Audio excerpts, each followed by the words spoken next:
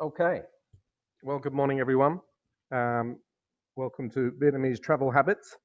A tough time for many, I know, if not most.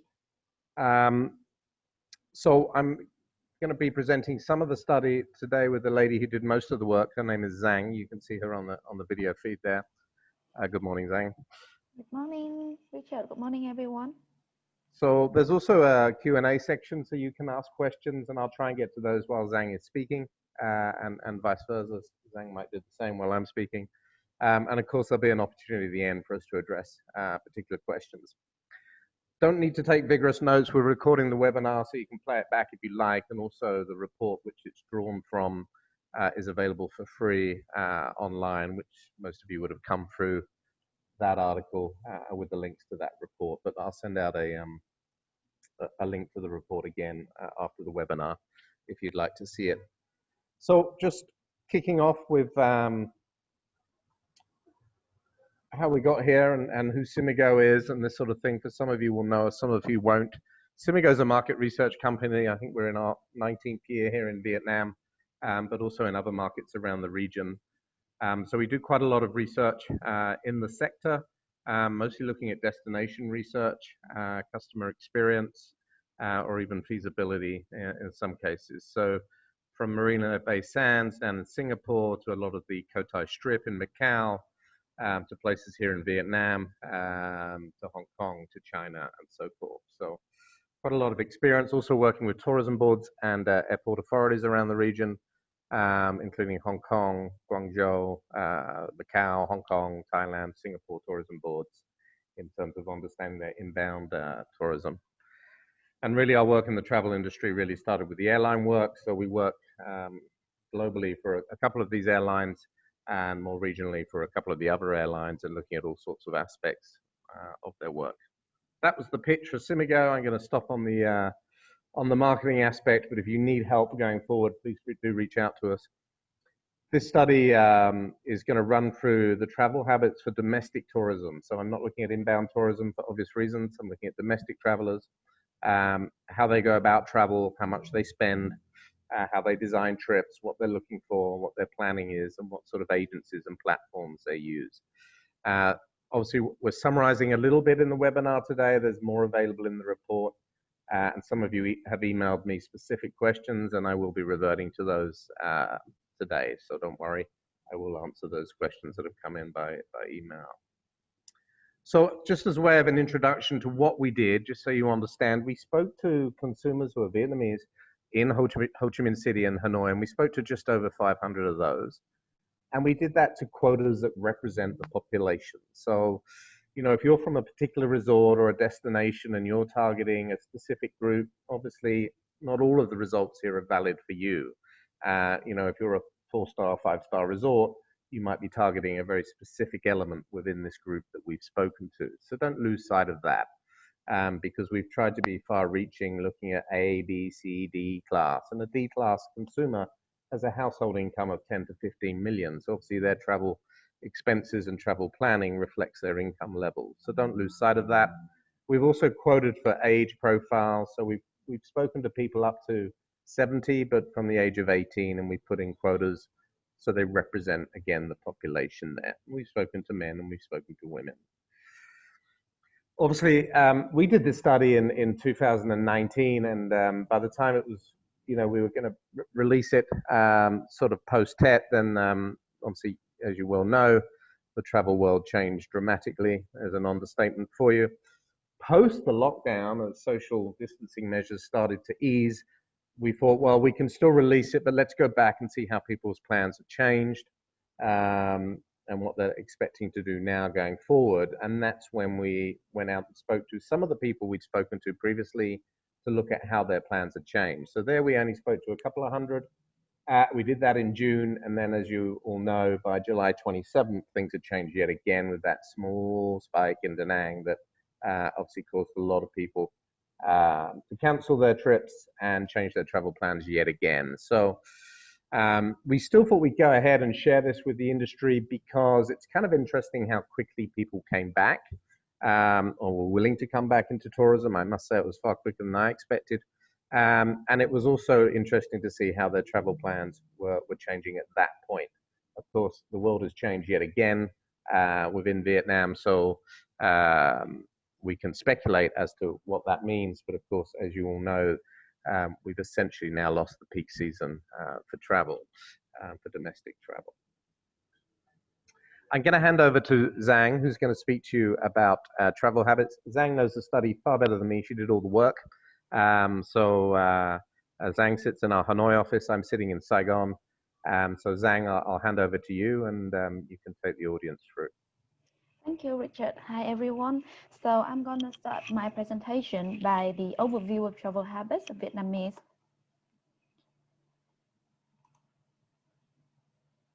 Okay, so we found out that 76% of Vietnamese living in Ho Chi Minh City and Hanoi have at least one leisure trip in the past 12 months.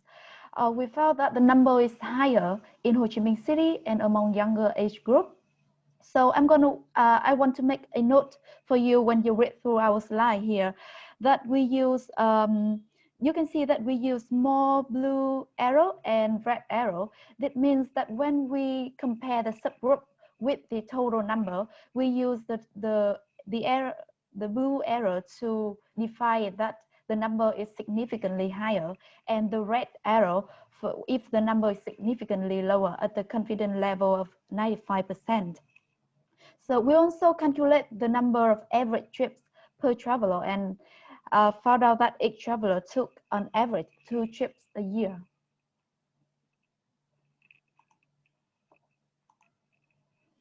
Okay, so most of the leisure trips are inside Vietnam. Only 9% of people committed that they have at least one overseas trip in past 12 months.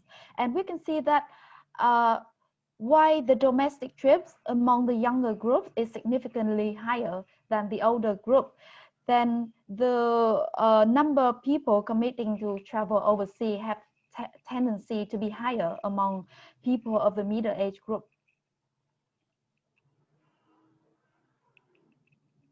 Okay, so at this point, I want to ask you a quick question. What do you think is the top trigger for people to travel? We have a pool here. You can see they may want to give themselves a reward, or they want to travel because they love beautiful pictures.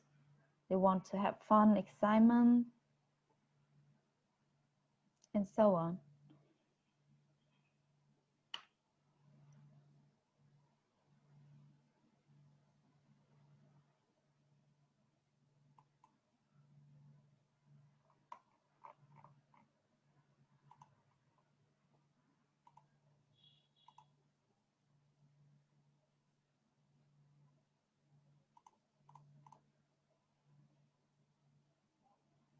Okay, so I got the results here. Most of you think that people want to travel because they love to discover new things, to explore new things, and also because they want to relax and get rid of stress. Here are the top answer from you. So let's come to the result. Yes, you're definitely right when you choose relax and get rid of stress. Here we also agree that this one is the top trigger for Vietnamese to travel. And they also want to travel because they love to spend time with family and friends. Also to discover new things or have fun, excitement, or love taking picture, or because they want to reward themselves. And this trigger also differentiate when it comes to different age group. Yeah, we compare the trigger from different age group to the trigger of total, and we mark where we found interesting. Like for the age group of 18 to 24, saying the student and first jobber, they have a high trigger toward taking pictures. And when the people are older, their trigger becomes spending time with family and friends. Yeah, so what are their criteria when they design trips? Here comes very basic. They need to have to see beautiful landscape. They want to be in a nice climate, and they need safety. So in alignment with the trigger that I presented to you before, the criteria also vary among different age group. Those loving taking picture also feel very attracted by the beautiful picture of someone checking in very cool places. Also, people who love fun and excitement, saying the age group from 25 to 34, they also attracted by entertainment size. Okay, we also ask people what is their favorite activity when they travel, and we found out that beaches, resorts are the most popular activity. Also, this is closely followed by visiting landscapes, cities, and eating local street food. We do the analysis again among different age group, and it is understandable why the youngest people love to check in social media. People from age group from 25 to 44 also love to shopping.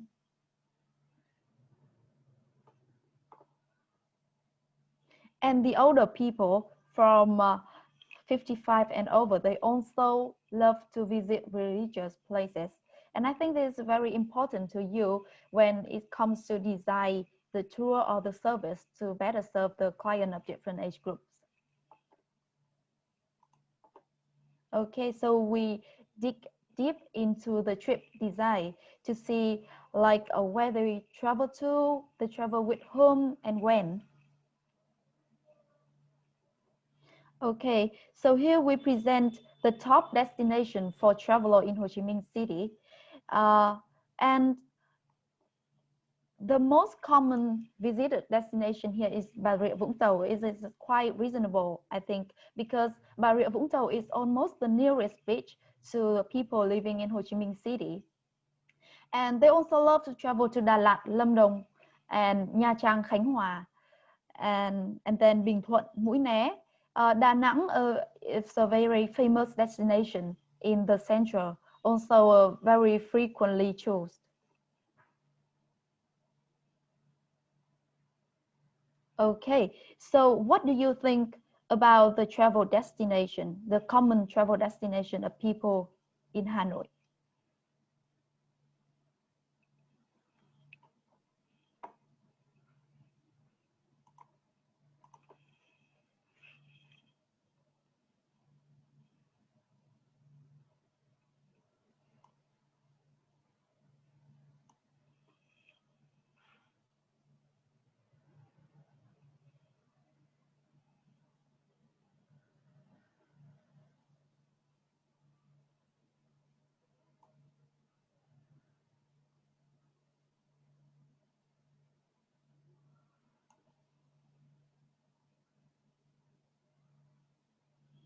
Okay, you can see that most of you chose Da Nang, 67%, and also Hạ Long Bay, Phú Quốc, Sapa.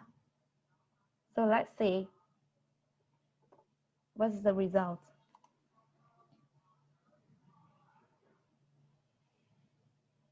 We found out that Sum Sum Beach and Thanh Hóa is most common visited for people in Hanoi with 23%.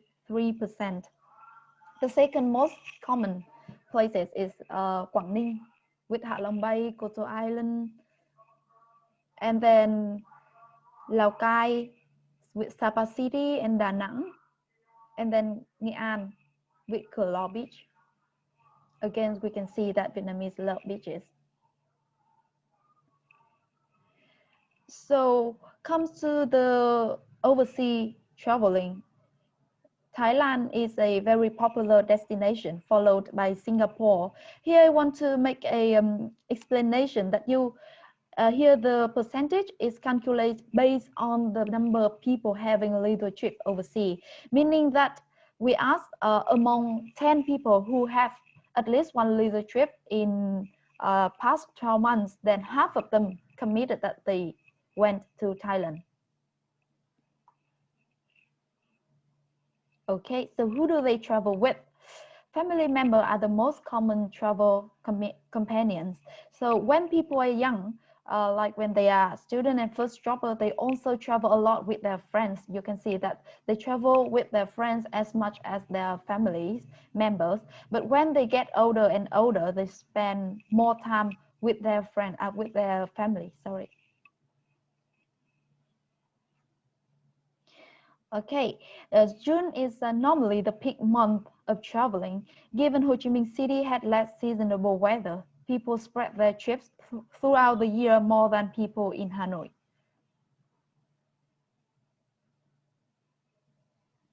The average leisure traveling days a year just 8 days for Vietnamese. And if you remember that before I said the average number of trips is 2 trips per year, so we can calculate that a trip takes about 4 days.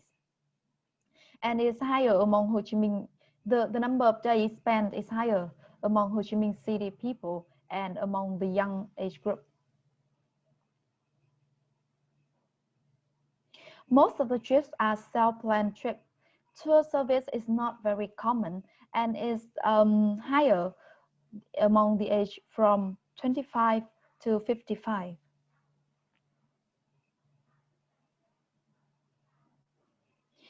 Okay, hotel is the most common accommodation. For the new emerging type of accommodation, such as homestay or camping or hostel, we can see that this type involve more with the younger traveler.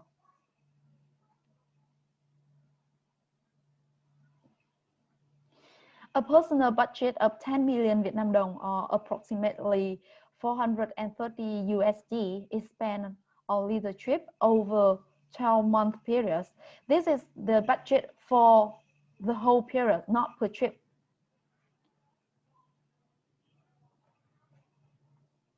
Okay, the youngest group spend the least, only 7.6 million Vietnam dong per year for traveling.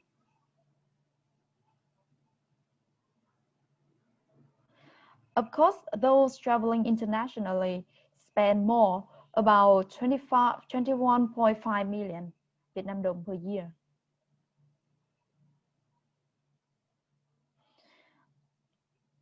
Okay, 36% of people who travel in the past year committed that they take flights when they travel, and the people from 25 to 54 years old have more flights when traveling. Travel insurance is not common. Only 9% committed that they bought travel insurance when they travel, and most of the travel insurance bought through a travel agency when they buy tour from them. The common budget for travel insurance is ranging from 200,000 to 2 million Vietnam dong. Okay, so I just presented to you about the travel habit and trip design of the Vietnamese traveler. So now we'll hand over to Richard for the travel plans. Hi, so yeah, as I mentioned right at the beginning, we called people back in June. So this is once the lockdown and social distancing measures have eased dramatically and before they restarted from the Da Nang case in late July. So it almost renders this information somewhat not that helpful because things have passed on, surpassed this event. However, I do find it quite interesting how quickly travelers were coming back domestically and what their plans were at that point, because I see some optimism in that, in how people were coming back to the market before the Da Nang incident on July 27th. So on the top half of this slide, we're talking about, well, have you planned your next trip? And this is what people were telling us in September. So, nearly 6 in 10 had, at this point, planned their next trip, particularly younger people and particular wealthy people, slightly higher than others. And then we called people back in June and wanted to see how that had changed. So it was still reasonably similar. 6 in 10 had planned, and particularly the wealthy, although it becomes a small sample now, but at the top end of the economic spectrum had certainly planned their trips. International trips went the opposite way, as you can imagine. So rather than people thinking about international trips being 3 in 10 in 2019, that had dropped to under 2 in 10 in June. Again, it was only the people at the top end of the economic spectrum who were still really considering trips at that point. So this is just looking at people's trip plans and when they plan to travel. So when we asked them in June, you know, when they expected their next trip to be, we can see that the vast majority were expecting it to take it over the summer break. And the summer break had been pushed back for Vietnamese schools, normally ending in mid-May. They were pushed back to start in July, sorry, normally beginning in mid-May.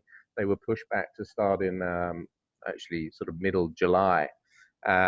So really between school break starting mid-July and July 27th, when the Da Nang case, we basically had a 2-week window before really tourism, frankly, was put on hold again, even domestically. So really most were planning to take the break during, you know, June, July and August. So July and August being particularly prominent, given that the questions were asked in June. And that was even more pronounced amongst the wealthier groups. Even for international trips, that was more pronounced for the wealthier consumer. I have one more poll. This is the last poll for those of you who find these annoying. It's just my way of making sure you're still awake, to be honest. Which was, this question is really, when do you expect, you know, when did you expect things to come back to normal? You know, so if you were thinking about this in June, when did you think domestic travelers would start traveling again and have the confidence to start traveling again? Did you expect it to be quick, in 1 to 3 months, or did you think we were looking at a case of years? I'd just be interested in your opinions, and I'll then show you what consumers were telling us in June.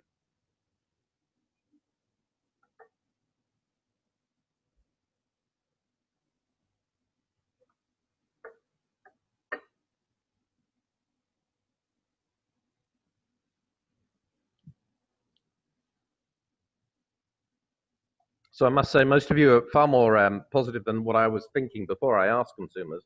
I was expecting them to be far more conservative in their attitudes to travel. So you obviously all know the Vietnamese consumer far better than I do, because predominantly, I mean, you can see the results from yourselves there. Most of you are saying within 1 to 3 months, and then the vast majority would have said within 1 to 6 month period. And that's really what we saw. I mean, you know, consumers were ready to rush back despite earlier uncertainty and paranoia, and you'd think the impact of not only safety, but also the willingness to spend money. On the left-hand slide, you know, this is how many people had traveled when we asked the question in September of last year. How many of you have taken a trip, a leisure trip, over the last 12 months? And then when we looked at their plans in June, we could see that really we would have got back to the same sort of incidence level at 73% by the end of the year. Now, had the July 27th Da Nang spike not happened, that would have been, you know, a very positive and fast recovery, at least for domestic tourism, which would have done a lot of the industry a great help with their cash flow and confidence and ability to fight through what is a terrible time. So it was really quite a rapid feedback, and a lot of you would have experienced that, you know, come July, when people were very quick to travel again, and much quicker than I would have anticipated a consumer mindset being ready to not only spend but also to travel. But what we really saw was that people were willing to travel. There were some changes to the way they were going to travel. So when we spoke to people in September, again, a lot of the travel was with bigger groups, with bigger family groups, and also friends, and that reduced a little. And we saw people, when we asked them in June, sort of obviously not expecting to travel with family. When Vietnamese travel with family, doesn't only mean children, it also often means dependent parents, older parents as well. So we saw a lot of that dropping out. Friends staying the same, but more increased travel with just a partner, a loved one, or just a friend. So smaller group travel essentially was what we saw, the shift in attitude. Also, you could tell that people were frustrated from being confined because they were expecting to take more trips. At this point when we asked them in June. So post social distancing, we could see that there was an increased propensity to travel and a stronger desire to travel, but that travel would be in smaller groups.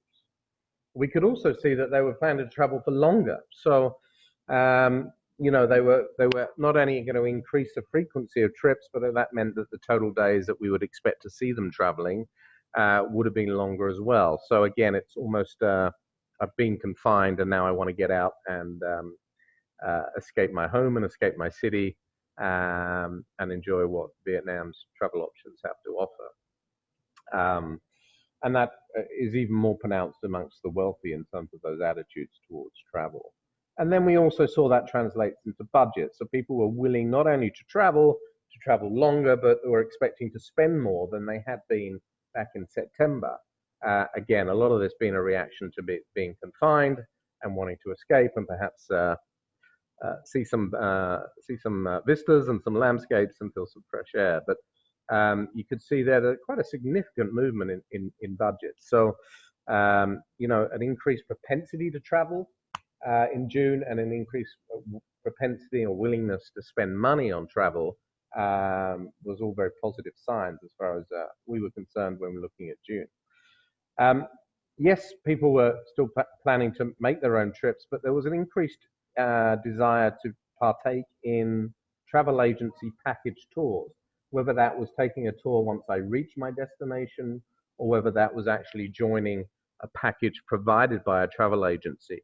And that predominantly came from the increased amount of promotions and packages that the industry was putting forward and the value that they seemed to offer and that people were willing to take up when we spoke to them in June.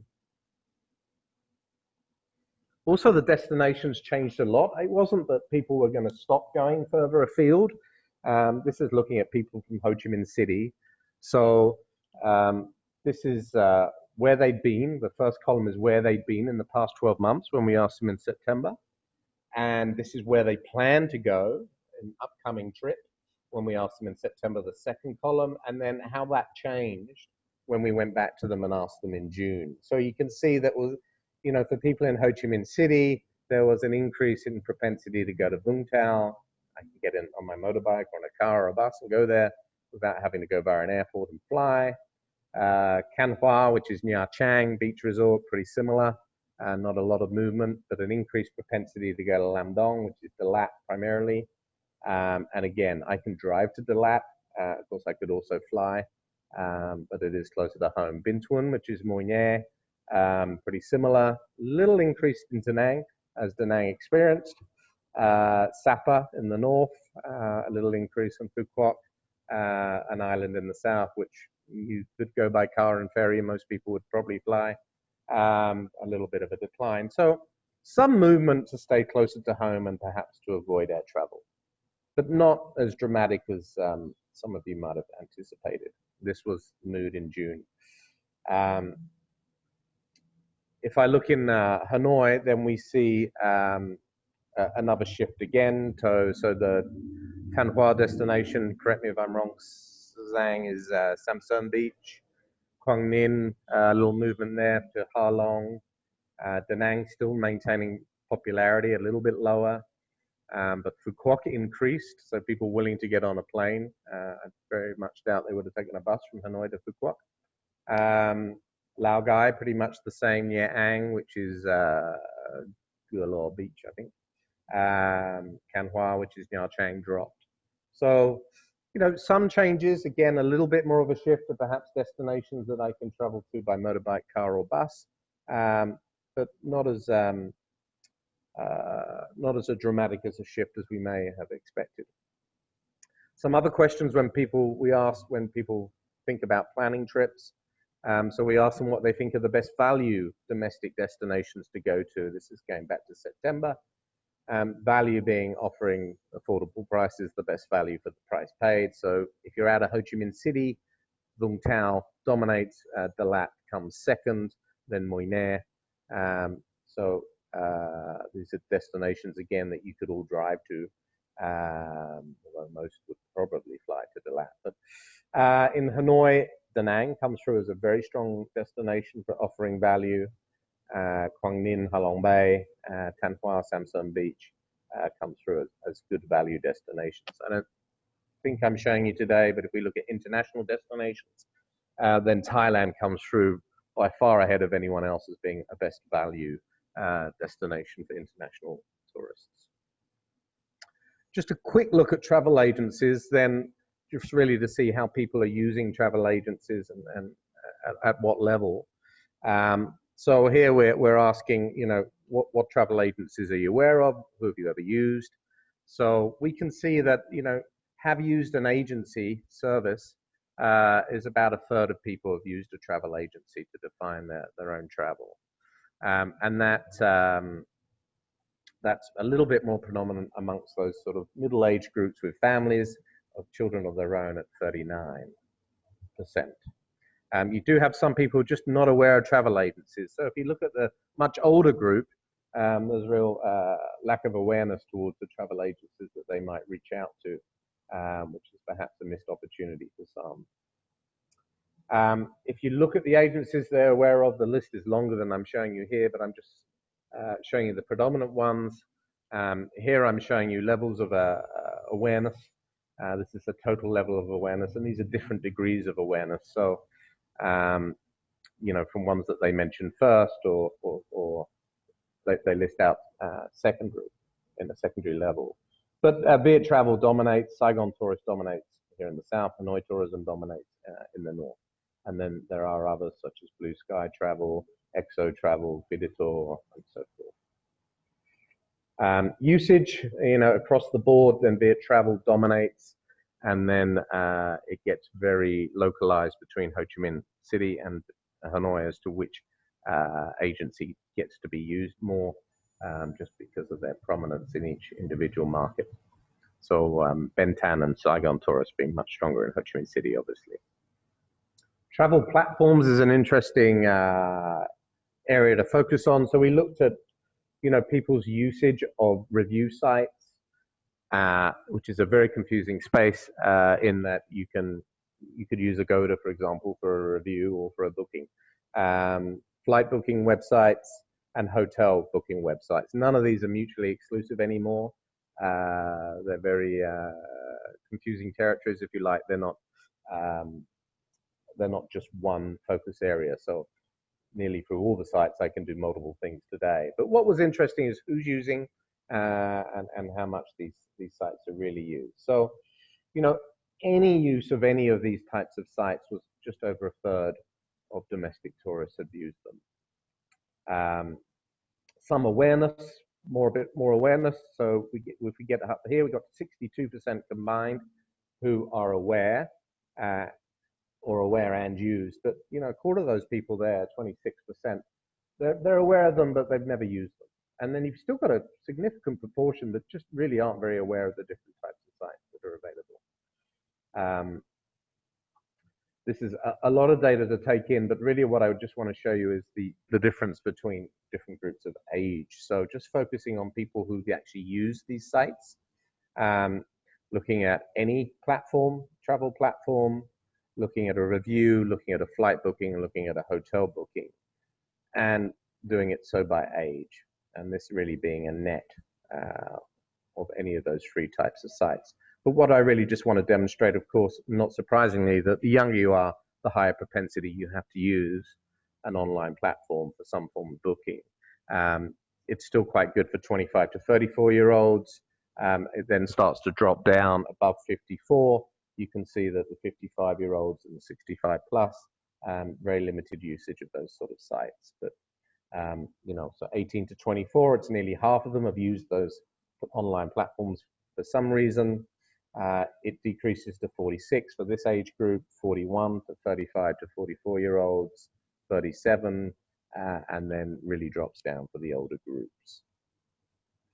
So just to sort of summarize the key elements, travel habits. So, you know, 3/4 of consumers have taken at least a leisure trip in that prior 12-month period, and nearly 10% have traveled overseas. On average, they're taking 2 trips a year. and they're spending for those 2 trips on an individual basis, so per person basis, they're spending 10 million dong across those 2 trips in a year, and those trips are on average 8 days. The peak time, as you know, frustratingly, is June, and would have shifted very much to July and August had the case in Da Nang not occurred. People in Ho Chi Minh City much more open to travel. I haven't shown you those results here, but they're in the report you can download. And younger people have much more interest and much more of an explorer discovery mindset, if you like. Vung Tau and Dalat, the most common people in Ho Chi Minh City. There's options in Hanoi a little bit more dispersed, from Ha Long Bay to Sam Son Beach and Da Nang, are popular destinations for those people out of Hanoi. Thailand and Singapore. Close to home, Asian food, good shopping, not too far away from my own culture, are common reasons why these countries have selected. Thailand, great value for all sorts of holidays, from adventure to beach. Singapore, not doing so great on value, but of course it's an Asian city that the Vietnamese aspire towards. They would love their own cities to look like Singapore. Travel agency use, 31% have used a travel agent. Platforms, I didn't take you through all the platform results. They're in the report, but Booking.com and Traveloka stand out across the board. My Tour is very good for reviews. Agoda is very strong for hotel bookings. So if we look at some of the different groups, so here if we look at those sort of young and fearless, 18 to 24 years old, yes, they want to go away and relax, but they also want to explore the world around them, and picture taking, Instagrammable holidays are absolutely key. The more you can do to provide Instagram moments for these people, the better. The better for your marketing, but also the better for them and their gratification and appreciation of being there. They want to see new things. They want to be able to pick up and go, sort of backpacker attitude, if you like. They want to plan the trips by themselves. They're going to use review sites to plan them.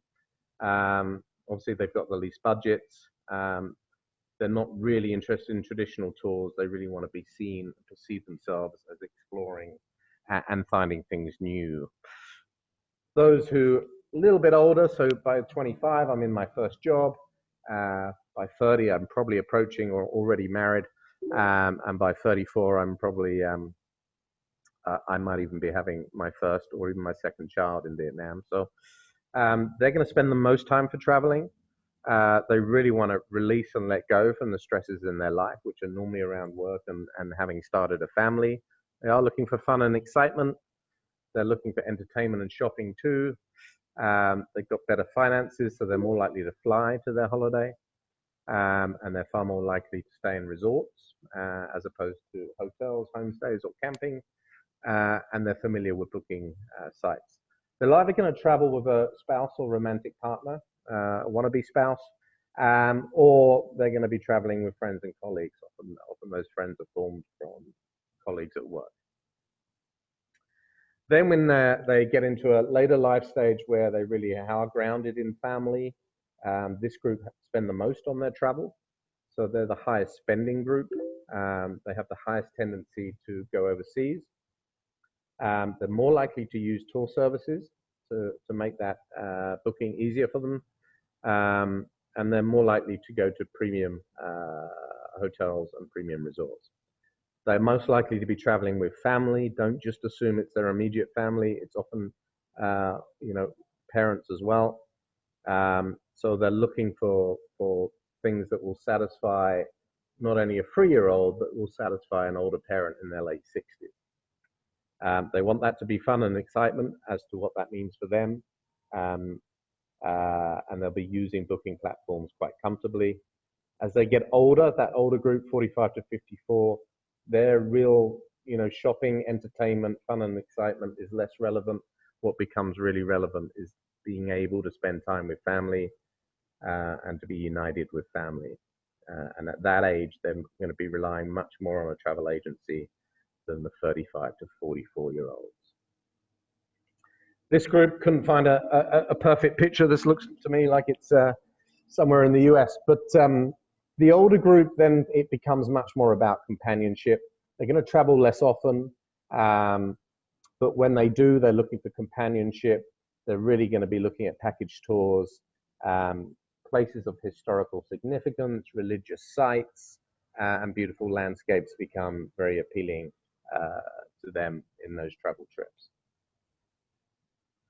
We sort of covered it. I'll just summarize. In June, what we saw was a very quick return and confidence to travel post the prior lockdown. We saw a lot of travel promotions and packages taking on prominence for these travelers.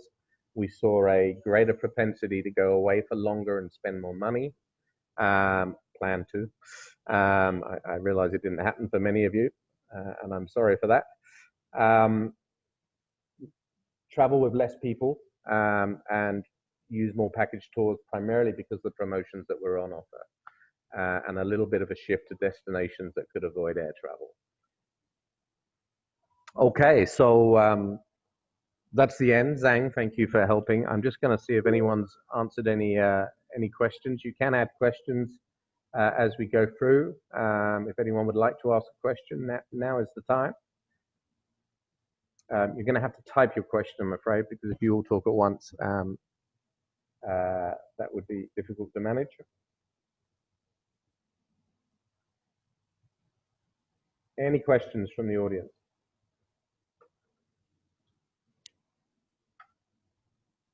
Is anybody awake?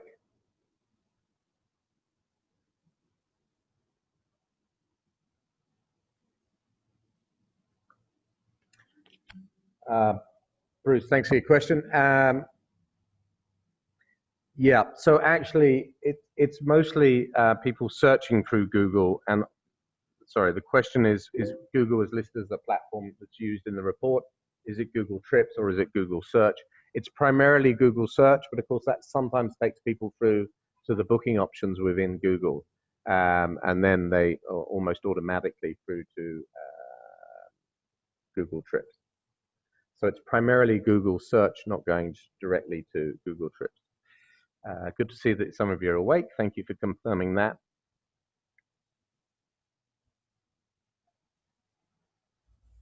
Marcus, any particular research done for Quy Nhon? Quy Nhon was included. So, in terms of destinations, it's certainly included. And there's an option that participants could have answered. And if it isn't shown on the slide, it's because it's a much lower percentage from the domestic tourism. You're asking about domestic travel to Ho Chi Minh City and Hanoi statistics. Yeah, there wasn't, when you speak to people in Saigon, Hanoi isn't a great tourism destination, if that's what your question means. And the same is true vice versa. I suspect because people are going to destinations that primarily aren't city destinations when they domestically travel, and they've probably already been, in many cases, to the other city, as it were.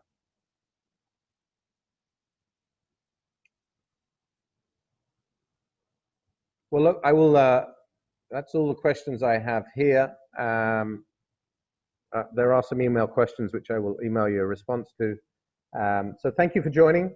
You can reach Zhang or I at ask@cimigo.com, ask@cimigo.com, and we will get back to you if we have an answer within the study. Otherwise, I'd like to say thank you for joining. And for those of you in the hospitality and the tourism industry, I wish you well. Stay strong. Keep fighting. I can't imagine how hard it is for you.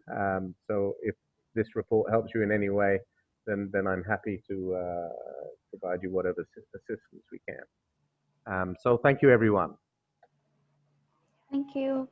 Thank you, Zhang. Yes, you can have a recording, right, Richard? You can. Yeah. So I will post a link to the recording on the blog later today. Okay. Okay. Thanks, everybody. Nice to see you all. Thanks, I wish everyone. we could speak, but the forum doesn't allow for it. Thank you. Thank you.